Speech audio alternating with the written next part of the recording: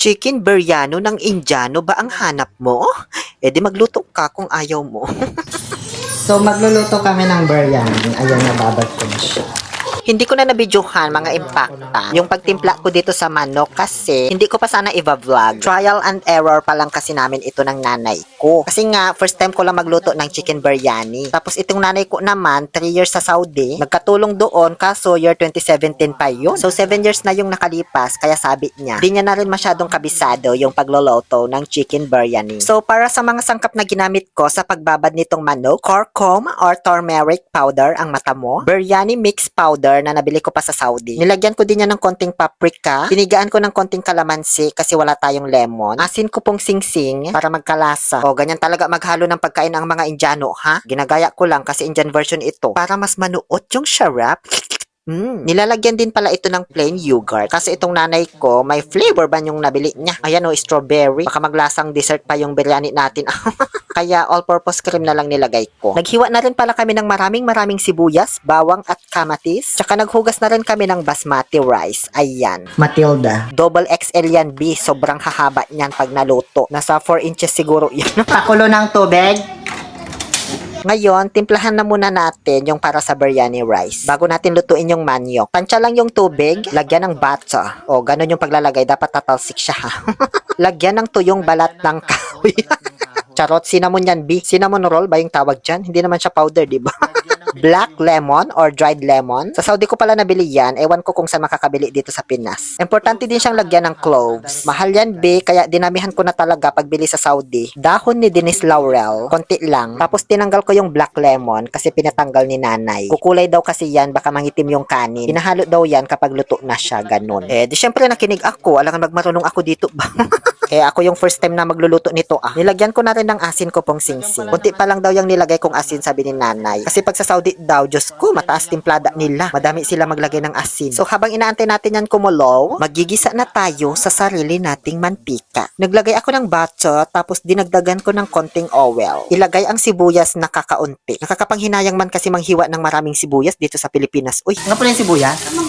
Mahal kasi sibuyas sa Pilipinas, guys. Kaya konti lang. Pero dapat doble pa yung dami nito. Kasi itatoppings natin mamaya. habang dinadagdagan ko ng mantika, medyo naawa naman yung nanay ko. Kaya ayan, dinagdagan niya ng isang sibuyas.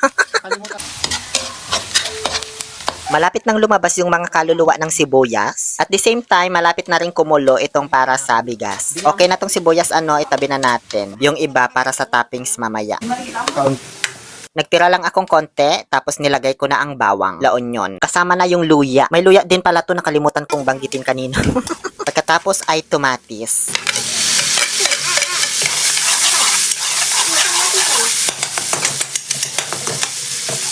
Gisahin lang yang maigi hanggang sa madorog-dorog. Ayan, nagulog na po maigi. Pagkatapos ay ilagay na ang minarinate na manok. Ilagay natin itong manok na marinate. Pagkalaglag ko ng mga manok, sakto kumukulo na rin itong para sa ating basmati rice. Kaya ilalaglag ko na ang mga mahahabang bigas na kasing hugis ng mukha mo. Oy, nakakaganda kaya ng mukha kapag hugis bigas. Namay si Danong yung arom kilan arom kasi. Singa naging kyun. Andi nang nangantan. Lugaw. Andi tangkili magbalon ang agawang siko. Hayaan lang natin yan mag-shining shimmering. Habang nagdidiskusyon pa kami ng nanay ko. Itong manok naman, hayaan mo lang din maluto. Timplado naman na yan, diba? Nung malapit na maluto yung manok, nagkasabaw siya. Kaso mayat maya natuyuan din. Kaya dinagdagan ng tubig ng nanay ko kasi mas maganda raw kapag may sabaw-sabaw konti kapag nilagay na sa kanin para mas manuot yung lasa. At para daw mas mapakuluan pa yung manok. Pag mga Arabic foods kasi, lutong-luto talaga yung mga manok nila. Yung halos humiwalay na yung buto sa laman, ganun sila magluto. Okay, tatakpan daw. Papakuluan ng maigi. Nung malapit na maluto yung kanin, nilagyan ng turmeric powder ni nanay para mas kumulay pa siya. Magkulay kabsa ba ganun. Tapos nangialam ako, hinalo ko bigla. Pero sabi niya, hindi pala daw dapat yan hinahalo. Pag nilagyan ng turmeric, para makita mo yung mga buo-buo na kulay ganun. Takpan lang yan hanggang sa maluto sila ng sabay nung manok. Pag hindi daw sabay yung pagkaluto nung dalawa, kanin at manok, ibig sabihin may mali. Charot. Ngayon, luto na po yung manok natin. Luto na rin yung kanin. Kaya, magle-layering and tandem na po tayo. tayo. Nagsandok ako ng kanin sa dalawang bandihado. Grabe amoy, na amoy ko na yung amoy ng kabsa rice talaga. Para na akong nasa Saudi. Dalawang lagayan yung sinandok ko kasi dalawang layer yung gagawin natin. So ganyan lang po, ilagay lang yung mga manok. Kalahati lang, wag ubusin ha. Lagyan din ng konting sabaw-sabaw. Tapos takpan ng kanin. Then proceed to the second layer of the earth. Ganun ulit, same process. Para lang yung history repeats itself. Ganon. Na para bang nangyayari na naman sa Pilipinas ngayon. Actually, di ko sana ito voice over. Direct voice talaga ang ginawa ko sa vlog na ito. Kaso, di ko kinakaya yung mga diskusyon namin ni Mother. Dati sa kulay yung puti ba ako kulang sa sabaw to may chicken sabaw ka yan to. dapat ay kulang sa sabaw to may chicken. Agata kulura namin. Agapi kulay ko. Dadako kasi dyan na may. O diba, sinisermonan pa ako. Ang dami kasi naming pagkakamali dito guys, kaso nairaos naman. Anyway, first time pa lang kasi namin itong lutuin. Sana sa susunod ma-perfect na. Tinapings ko lang dyan yung ginisang la onion, matapos mag-layering. Tapos tinusok-tusukan ulit ni nanay ng turmeric powder. Para daw may mga mamuumuong kulay ba. Tapos tinakpan lang namin yan, hinayaang magliw-liw for few minutes. At ayan na po ang finished product. Mukha ba siyang biryani? Kamukha naman, diba? Pero kung sa amoy pa lang ang pagbabasihan, guys, amoy na amoy ko talaga yung pagka-Arabic food niya. Para tuloy akong naho-homesick sa Saudi. Homesick!